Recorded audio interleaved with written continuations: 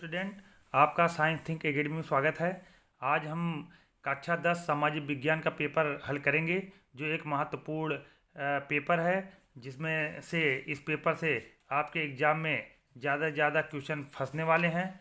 और सामाजिक विज्ञान का पेपर कॉपी कैसे लिखी जाती है, टॉपर्स कॉपी कैसे लिखते हैं, सामाजिक विज्ञान में 70 में से 70 नंबर कैसे आप पा सकते हैं, नक्शा कैसे भरा जाता है, OMR शीट आप कैसे भरेंगे, तो इसके बारे में हम सब यहाँ बताने की कोशिश करते हैं।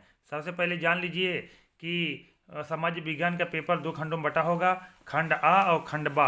खंड आ में जो है ये बहुविकल्पी प्रश्न होंगे जो 20 नंबर के होंगे, और ये OMR शीट आपको दी जाएगी, उस पर आपको करने रहेंगे। और खंड बा जो है वो लिखित प्रश्न है, उसको आपको लिखना है 80 शब्दों में, और फिर अगला क्वेश्चन रहेगा लगभग 150 शब्दों में।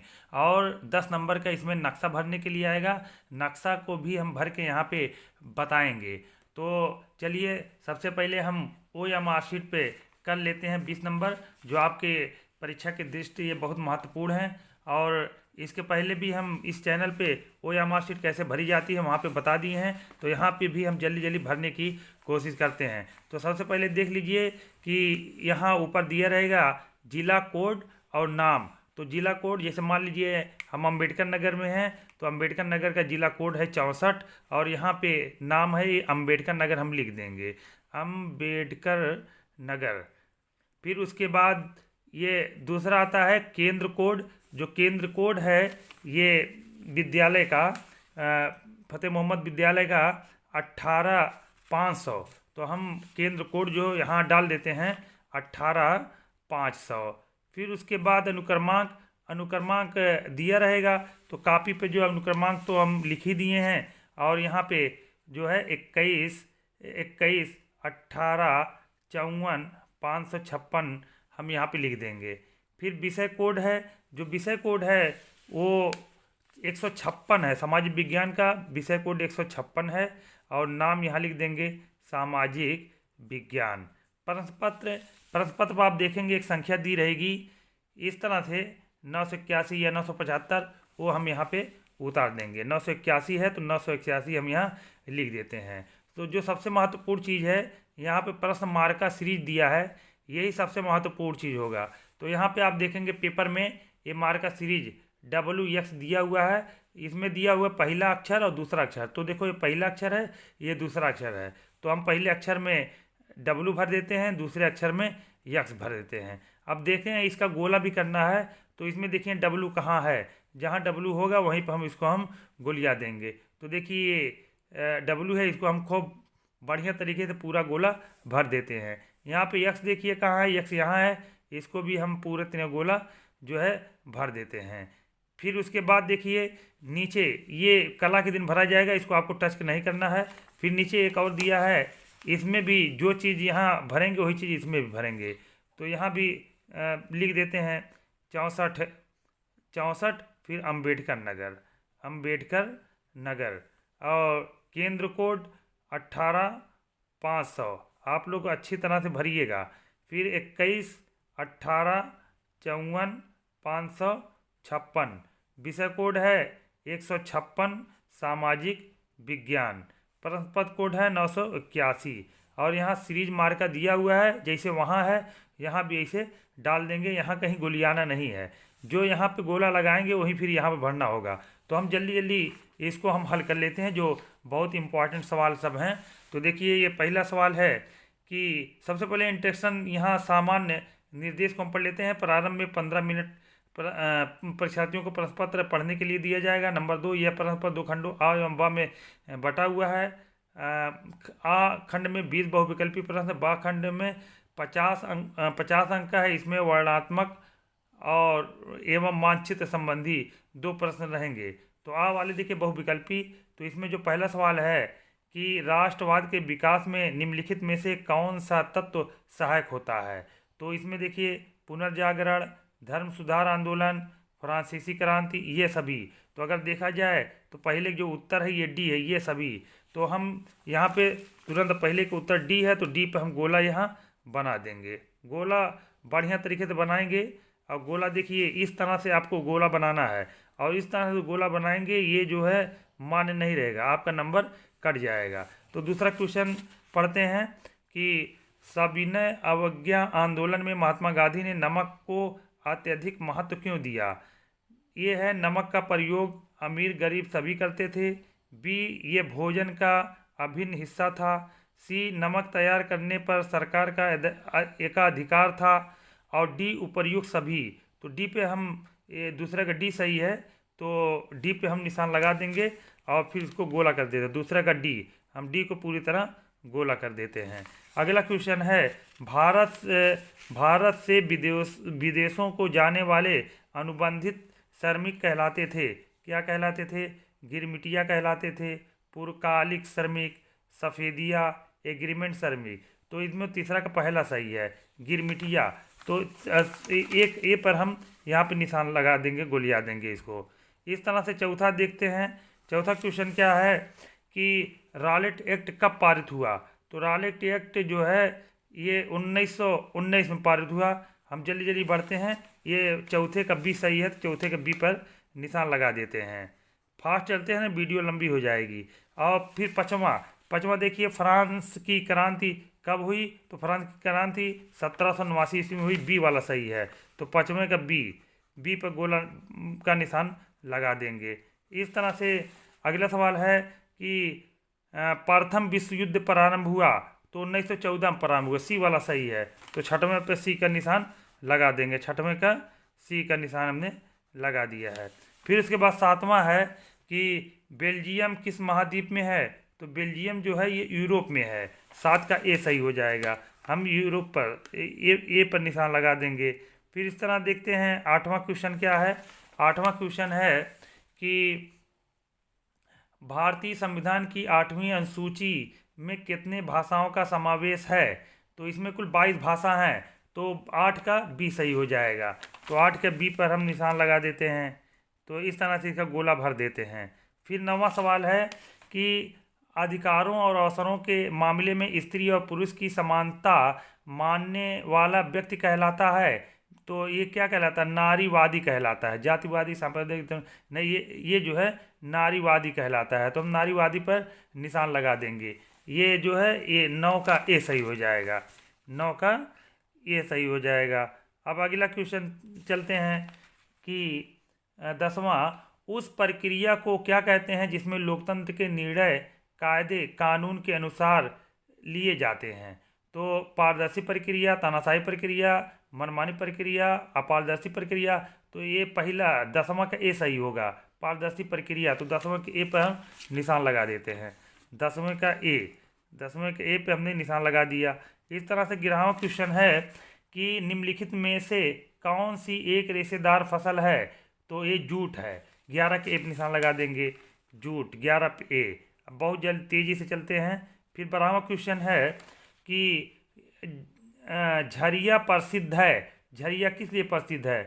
तो ये कोयला के लिए प्रसिद्ध होता है। तो 12 पे बी के निशान ले देंगे, ये बी पर निशान लगा देंगे। अभी तक आपने अगर लाइक सब्सक्राइब नहीं किया है तो सब्सक्राइब अवश्य कर दीजिए, इस तरह की वीडियो आपको मिलती रहेगी। फिर अगला क्वेश्चन है कि निम्नलिखित में से कौन सा पत्तन या बंदरगाह देश के पूर्वी तट पर स्थित है? तो कांडला, कोची, मुंबई, ये विशाखापट्टनम। ये 18 का डी सही है, विशाखापट्टनम नहीं, 13 का डी। तो विशाखापट्टनम, ये डी पर निशान हम गोला कर देते हैं। फिर इस तरह से 14वां क्वेश्चन है कि सलाल बांध किस नदी पर बना है? तो सलाल बांध जो है चिनाब नदी बना है। तो ये इस तरह से 14 का बी सही है। तो 14 के बी वाले पे गोला कर देते हैं। अब अगला क्वेश्चन देते हैं 15वां कि निम्नलिखित में धात्विक खनिज का उदाहरण है? तो निम्नलिखित में जो धात्विक खनिज का उदाहरण है वो लौह अयस्क है, 15 का बी सही हो जाएगा। तो 15 के बी पर हम गोला भर देते हैं। इस तरह से अब 16वां क्वेश्चन है कि सुंदरबन राष्ट्रीय पार्क किस राज्य में स्थित है? तो ये सीधे सीधे ये पश्चिम बंगाल में है। तो पश्चिम बंगाल, 16 का सी सही होगा। तो 16 के सी पर यहाँ पे गोला भर देते हैं। फिर इस तरह से 17वां क्वेश्चन है कि भारत में राष्ट्रीय उपभोक्ता दिवस कब मनाया जाता है। तो भारत में जो राष्ट्रीय उपभोक्ता दिवस मनाया जाता है 24 दिसंबर को मनाया जाता है। तो 17 का ए सही हो जाएगा। तो 17 के ए वाले पे हम गोला भर देते हैं। फिर उसके बाद जो है ये 18वां क्वेश्चन है कि वैश्वीकरण में सर्वाधिक लाभान्वित हुए किसमें हुए, कौन, धनी वर्ग के उपभोक्ता। तो 18 का सी है। तो 18 के सी पर यहाँ पे हम गोला भर देते हैं। अब अगला क्वेश्चन देखते हैं 19वां क्वेश्चन। 19वां क्वेश्चन क्या है कि 19वां क्वेश्चन है कि किसी वस्तु का अधिकांशतः प्राकृतिक प्रक्रिया में उत्पादन कहा जाता है। क्या ये कहा जाता है, प्राथमिक उत्पादन। तो ये 19 का ए सही है। तो 19 के ए वाले पे गोला भर देते हैं, 19 का ए। फिर अगला क्वेश्चन है कि निम्नलिखित में से उत्पादन का साधन है। तो उत्पादन का साधन जो है पूंजी है। पूंजी, लाभ, सेवाएं, कर, ये पूंजी। 20 का ए सही है, 20 का ए। इस तरह देखिए हमने ये OMR शीट पे सब भर लिए। अब यही नीचे हमको यही उतारना रहेगा। जैसे मान लीजिए पहले का 80 सही है तो यहाँ पहले का सी लिख देंगे, और दूसरे का नहीं, पहले का डी सही है तो यहाँ पे डी लिख देंगे, दूसरे का डी सही है तो यहाँ डी लिख देंगे, तीसरे का ए सही है तो यहाँ ए लिख देंगे। इस तरह से हम भर देंगे। और यहाँ पे हस्ताक्षर है, इस हस्ताक्षर को हम कर देंगे, और फिर यहाँ पे हस्ताक्षर है, यहाँ भी हस्ताक्षर कर देंगे। अब बाकी जो हस्ताक्षर एक कक्ष निरीक्षक करेंगे, यहाँ केंद्र व्यवस्थापक की मोहर लगेगी। ये आपका पूरा हो जाएगा। फिर इसको आप किनारे रख लीजिएगा। फिर उसके बाद देखिए अब लॉन्ग क्वेश्चन जो है, अब हम लॉन्ग क्वेश्चन करने की कोशिश करते हैं। सबसे पहले कॉपी पे हम अपना ऊपर यहाँ अपना रोल नंबर अंकों में, फिर शब्दों में जैसा कि हमने लिखा है इसको लिख लीजिएगा। विषय सामाजिक विज्ञान, प्रश्न केवल प्रश्न पत्र। ये प्रश्न पत्र पर अंकित संकेत, जो भी प्रश्न पत्र संकेत रहेंगे वो यहाँ भर लेना है। किस दिन है वो भरना है, और किस तारीख को है वो भरना है। किस समय था, प्रथम पाली द्वितीय पाली, तो हम प्रथम या द्वितीय पाली डाल लेंगे। केंद्र का नाम जो है आपको वो लिख देंगे, किस कमरे में वो लिख देंगे। और ये जो कापी, ये बोर्ड की कापी है, हमने ये duplicate copy photo state copy हमने ली है। आपको बताने की इसी तरह कापी आपको मिलेगी। ये एक कापी है। अब आइए ये देखिए बा वाला खंड करते हैं। बा में जो पहला एक खंड है, जर्मनी का एकीकरण कब और कैसे हुआ, या अथवा करके भारतीय राष्ट्रवाद के उदय के तीन कारण लिखिए। जो आपको आसान लगेगा वही लिख दीजिएगा। तो देखिए हमने यहाँ पे लिख दिया है बा वाला कि भारतीय राष्ट्रवाद के उदय के 3 कारण। तो 3 कारण को यहाँ पे बढ़िया तरीके से लिखे गए हैं। अब जान लीजिए कि जो बच्चे टॉपर होते हैं इसी तरह कापी लिखते हैं। आप इसको, हम इसको पढ़ेंगे नहीं तो टाइम ज़्यादा हो जाएगी। इसको आप स्क्रीनशॉट ले लीजिए। फिर उसके बाद दूसरा क्वेश्चन चलते हैं। ये लगभग 80 शब्द में लिखने हैं। दूसरा क्वेश्चन है कि भाषाई आधार पर राज्यों का निर्माण कैसे किया जाता है, अथवा राजनीति में जाति किस प्रकार अनेक रूप ले सकती है। सब इम्पॉर्टेंट सवाल है। तो देखिए ये दूसरा क्वेश्चन यहाँ पे लिखा गया है कि राजनीति में जाति के अनेक रूप ले सकती है। राजनीति में जाति के अनेक रूप ले सकती है। प्रश्न नंबर 2 है। इस तरह से प्रश्नोत्तर डालेंगे और फिर हेडिंग डाल के लिख देंगे। और यहाँ पे देखिए लिख दिया गया है। तीसरा क्वेश्चन जो है कि जो कि 80 शब्द में लिखने हैं, आधा पेज लिखेंगे आ जाएगा। और फिर तीसरा है कि पहाड़ी क्षेत्रों के में मृदा अपरदन को रोकथाम के लिए क्या कदम उठाने चाहिए, अथवा ऊर्जा के परंपरागत स्रोत किसे कहते हैं, उदाहरण दीजिए। तो इसमें देखिए आसान यही दूसरा लग रहा है, ऊर्जा के परंपरागत स्रोत। तो ऊर्जा के परंपरागत स्रोत के बारे में देखिए यहाँ लिख दिए गए हैं, ऊर्जा के परंपरागत स्रोत। तो इसको भी आप स्क्रीनशॉट ले लीजिए। फिर उसके बाद इसको लिख लिख के याद कर लीजिएगा। अब अगला क्वेश्चन, चौथा क्वेश्चन है कि धारणीयता का विषय विकास के लिए क्यों महत्वपूर्ण है, अथवा भारत में विदेशी निवेश को आकर्षित करने के लिए कोई 3 उपाय बताइए। तो ये देखिए ये वाला थोड़ा सा आसान है, तो इसको हमने लिख दिया है। ये भारत में विदेशी निवेश, तो इसको भी आप देख लीजिए, पढ़ेंगे तो टाइम लग जाएगी। और इसका स्क्रीनशॉट ले लीजिए और इसको अपने हिसाब से याद कर लीजिएगा। बहुत महत्वपूर्ण क्वेश्चन है। अब दूसरा वर्णात्मक नंबर 2 है, ये वर्णात्मक क्वेश्चन है जो लगभग 150 शब्दों में करने हैं और इसमें भी अथवा अथवा करके है। तो देखिए 5वां सवाल है कि द्वितीय विश्व युद्ध के बाद अंतर्राष्ट्रीय अर्थव्यवस्था के समक्ष क्या समस्याएं थी, इसे ब्रिटेन वुड्स सम्मेलन द्वारा किस प्रकार सुलझाया गया। अथवा अथवा है कि सारगर्भित लेख लिखिए, मतलब लेख लिखना, टिप्पणी लिखना है। चौरी चौरा की घटना, खा है गांधी जी की दांडी यात्रा। तो ये आसान लग रहा है तो इसी को आप लिख दीजिए। हमने यहाँ 5वां सवाल में लिख दिया है। 5वें सवाल में देखिए इस तरह से काफ़ी लिखी गई है, आप इसको गौर से देखिए। ठीक, ये 5वां सवाल है, चौरी चौरा की घटना। दूसरा है गांधी जी का दांडी यात्रा। जो इम्पोर्टेंट पॉइंट थे हमने यहाँ पे डाल दिए हैं, आप इसको पढ़ लीजिएगा, स्क्रीनशॉट आप इसका ले लीजिए। फिर अगला क्वेश्चन है, अगला क्वेश्चन है 6वां क्वेश्चन कि आर्थिक क्रियाओं के 3 प्रकारों का वर्णन कीजिए अथवा आग्नेय तथा कायांतित चट्टानों में खनिजों के निर्माण कैसे होता है। तो इसमें से आपको भी एक लिखना है, जो आपको आसान लगेगा वही आपको लिख देना है। तो देखिए दांडी यात्रा का कुछ पार्ट यहाँ भी है, इसको भी आप स्क्रीनशॉट ले लीजिए। फिर 6वां क्वेश्चन देखिए यहाँ लिखा गया है कि आर्थिक क्रियाओं के 3 प्रकार। आर्थिक क्रियाओं की अगर जगह बचती है तो नीचे लिख सकते हैं। तो आर्थिक क्रियाओं के 3 प्रकार, तो 3 प्रकार में देखिए प्राथमिक क्षेत्रक हैं, स्क्रीनशॉट ले लीजिए, पन्ना पलटते हैं।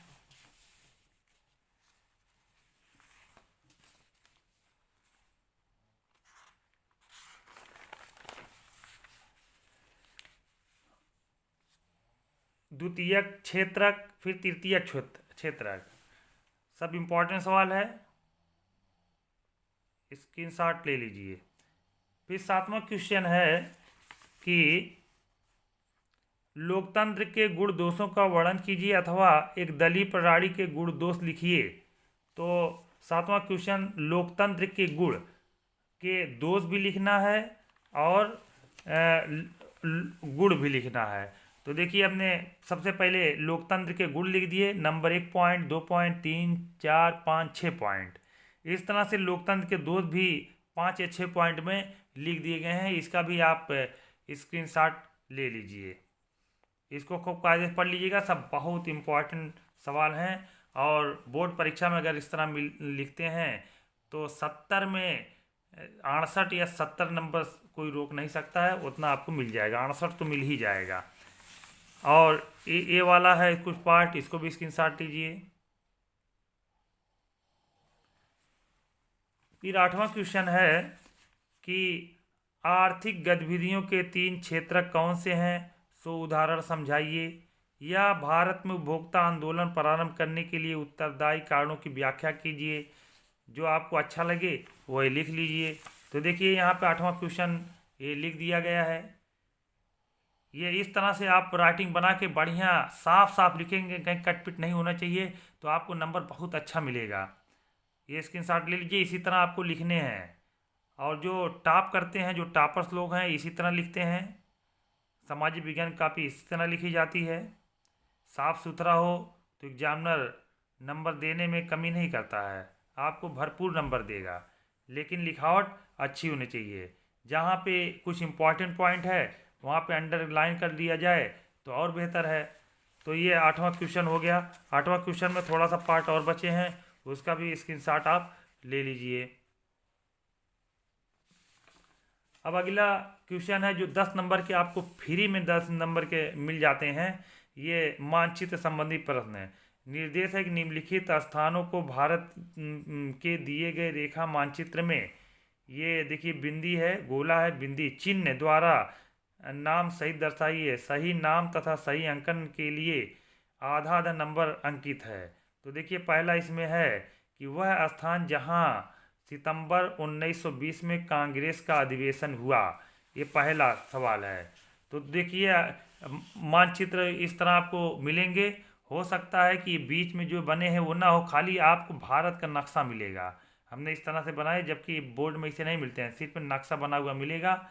तो देखिए जो यहाँ पर पहला क्वेश्चन है कि वह स्थान जहाँ सितंबर 1920 में कांग्रेस का अधिवेशन हुआ, तो ये तो कलकत्ता में हुआ था, तो हम यहाँ देखेंगे कलकत्ता कहाँ है। तो देखिए कलकत्ता, देखिए यहाँ है, गोला निकाल के यहाँ पहला अगर क्रम लगा देंगे तो और बेहतर है, कोलकाता। तो कोलकाता हमने लगा दिया। दूसरा क्वेश्चन है कि वह स्थान जहाँ जलियांवाला बाग हत्याकांड हुआ, वह स्थान जहाँ जलियांवाला बाग हत्याकांड स्थान हुआ, तो आप जानते हैं अमृतसर में हुआ था।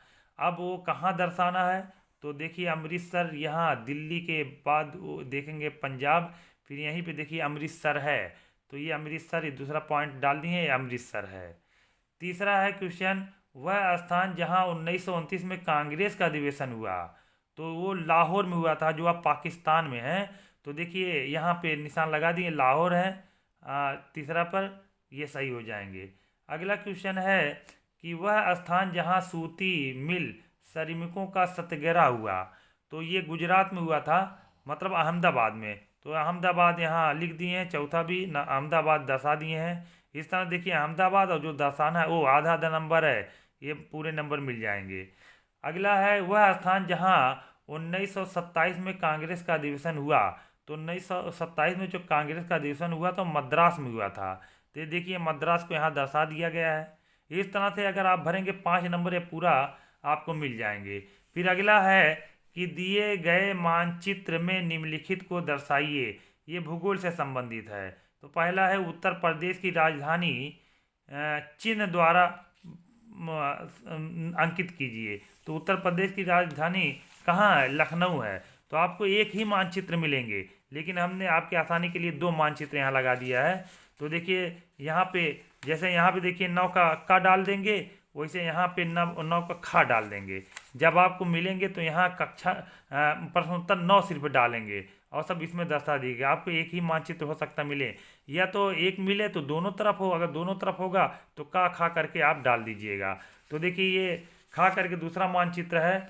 यहाँ जो दर्शाया गया है कि उत्तर प्रदेश की राजधानी लखनऊ है, तो लखनऊ देखिए कहाँ है, जहाँ लखनऊ होगा गोला बना के, इस तरह जैसे इसमें गोला बना है उसी तरह गोला बना के आपको भरने रहेंगे। तो ये हो गए, लखनऊ को हमने यहाँ पे दर्शा दिया है। अगला है कि किसी परमाणु ऊर्जा केंद्र का नाम त्रिभुज चिन्ह द्वारा दर्शाइए। तो यहाँ देखिए ये त्रिभुज द्वारा दर्शा दिए हैं, नरौरा है, ठीक, यहाँ पे हम दर्शा दिए हैं। अगला है इंदिरा गांधी राष्ट्रीय हवाई पत्तन, ये हवाई जहाज का निशान बना हुआ है, चिन्ह द्वारा अंकित कीजिए। तो ये क्या है, ये दिल्ली में है, हमने यहाँ पे अंकित कर दिया है। फिर गुजरात की राजधानी, ये स्टार चिन्ह द्वारा अंकित करना है। तो गुजरात की राजधानी कहाँ है, गुजरात की राजधानी जो है ये गांधीनगर है, तो हमने गांधीनगर यहाँ लिख के स्टार का निशान लगा दिया है।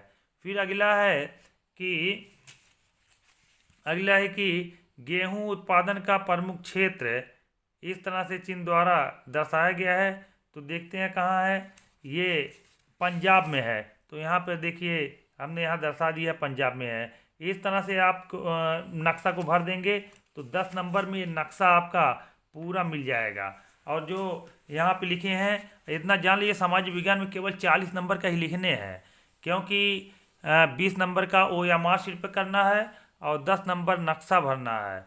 40 नंबर आपको लिखने हैं, वो भी 8 क्वेश्चन आपको लिखने होंगे, 4 शॉर्ट हैं और 4 लॉन्ग हैं। और इस तरह से विद्यालय से आपको प्रोजेक्ट में 30 नंबर के हैं, उसमें भी मिले होंगे। उसमें अगर पूरा नंबर पाएंगे तो आपको समझ लीजिए कि 100 में से 98 नंबर तो हर हाल में मिल सकता है। जैसा कि हमने जैसा लिखा है, अगर आप ऐसे लिखने की कोशिश करेंगे तो आपको ये सब नंबर जो है मिल जाएंगे। तो इस तरह से वीडियो पाने के लिए आप हमारे चैनल को सब्सक्राइब कीजिए, लाइक कीजिए, कमेंट कीजिए, और इस तरह से हम वीडियो लाते रहेंगे जो परीक्षा की दृष्टि से बहुत महत्वपूर्ण है। और ये जब कंप्लीट हो जाएगा तो हम कुछ महत्वपूर्ण क्वेश्चन मैराथन क्लास के नाम से लाएंगे, जो लगभग 1 घंटे होगी। अगर उसके आप देख लेंगे तो 95% नंबर आपको लाने से कोई रोक नहीं सकता है। तो बस आज के लिए इतना ही। Thank you.